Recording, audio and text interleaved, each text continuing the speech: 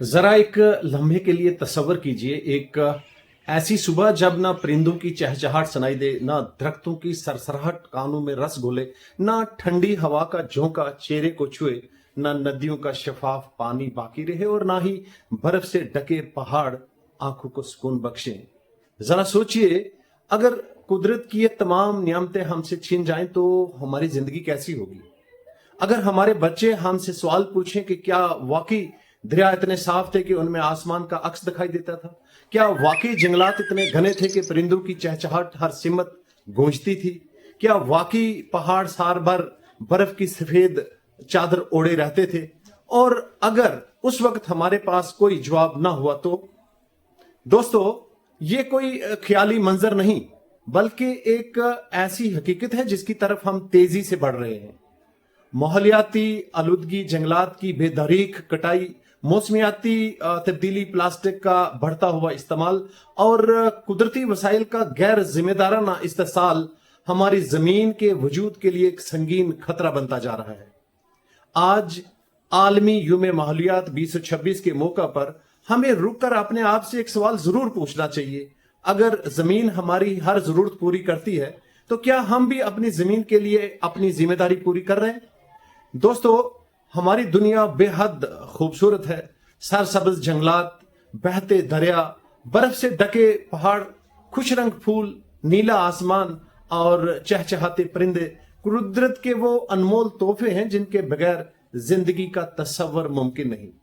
यही जमीन हमें सांस लेने के लिए हवा देती है, पीने के लिए साफ पानी देती है, खाने के लिए अनाज देती है और जिंदगी गुजारने के लिए एक महफूज घर भी फराहम करती है।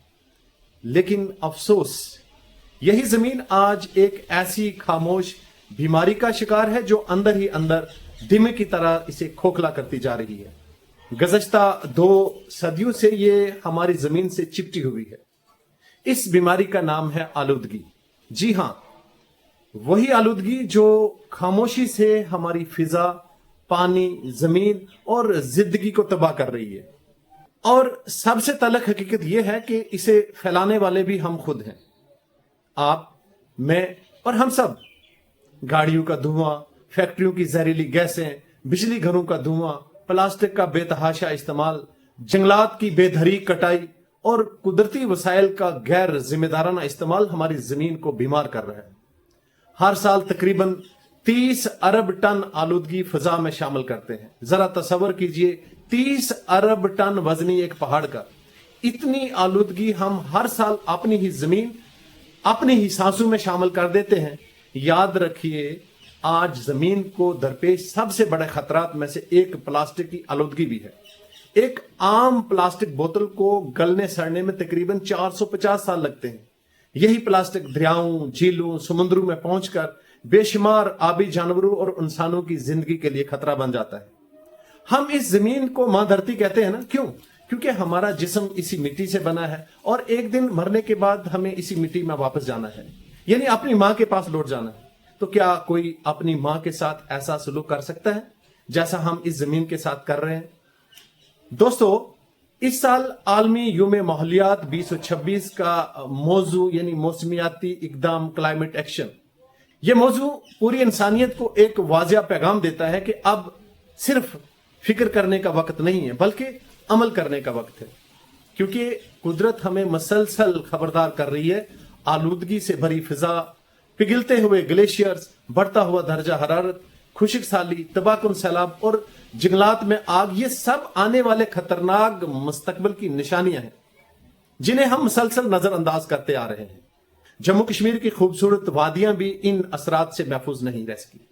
पानी के जखायर कम हो रहे हैं, मौसम के अंदाज बदल रहे हैं और फिजा आलूदा होती जा रही है। अगर हमने आज खुद को न बदला तो आने वाली नस्लें हमें कभी माफ नहीं करेंगी। लेकिन सवाल यह है कि मौसमियाती इकदाम या क्लाइमेट एक्शन आखिर है क्या? मौसमियाती इकदाम का मतलब सिर्फ माहौलियात के बारे में गुफ्तगू करना नहीं बल्कि अपनी जिंदगी में ऐसे जिम्मेदाराना फैसले करना है जो हमारी जमीन को महफूज और सेहतमंद बना सके। जब हम पानी बचाते हैं, बिजली का गैर जरूरी इस्तेमाल बंद करते हैं, प्लास्टिक के इस्तेमाल में कमी लाते हैं, कचरे को मुनासिब तरीके से ठिकाने लगाते हैं اور ایک درخت لگاتے تو ہم دراصل اپنی زمین اور اپنے آنے والی نسلوں کے مستقبل کی حفاظت کر رہے ہوتے ہیں. دوستو، سائنسدانوں کی تمام تر تحقیق کے باوجود آج تک انسان کو کوئی ایسا دوسرا سیارہ دریافت نہیں ہوا جہاں زمین کی طرح زندگی ممکن ہو. ہمارے پاس کوئی پلانٹ بھی نہیں ہے.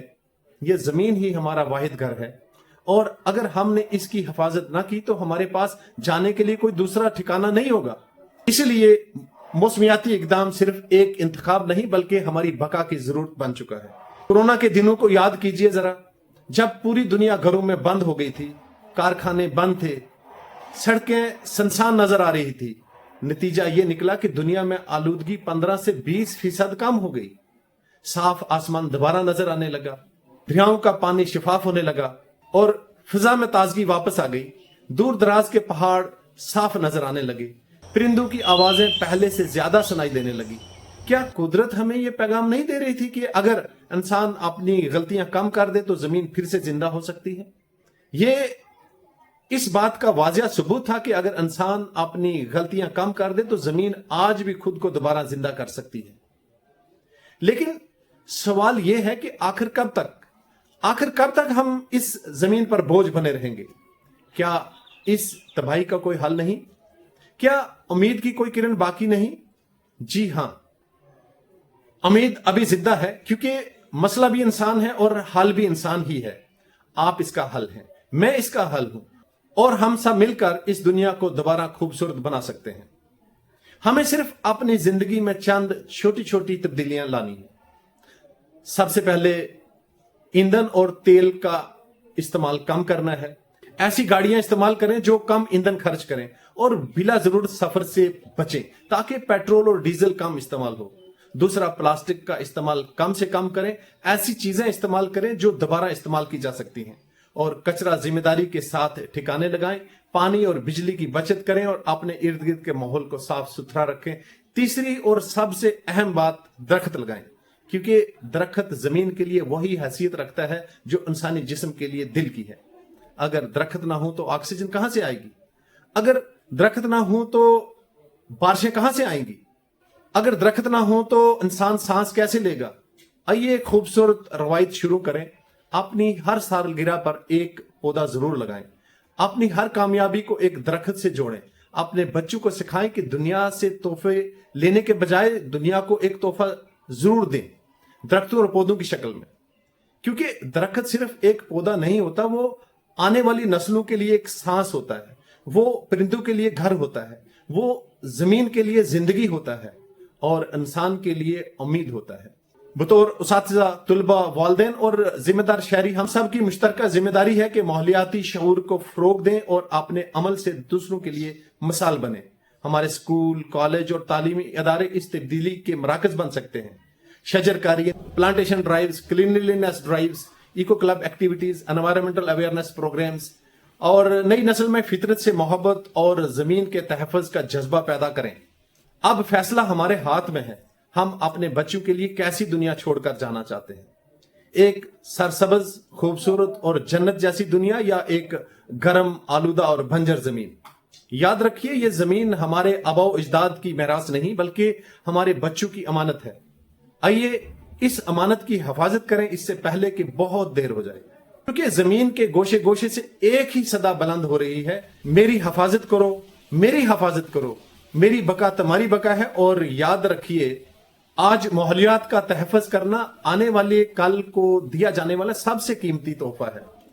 آئیے ہم سب مل کر انتخاب کریں زندگی کا، فطرت کا اور ایک بہتر مستقبل کا.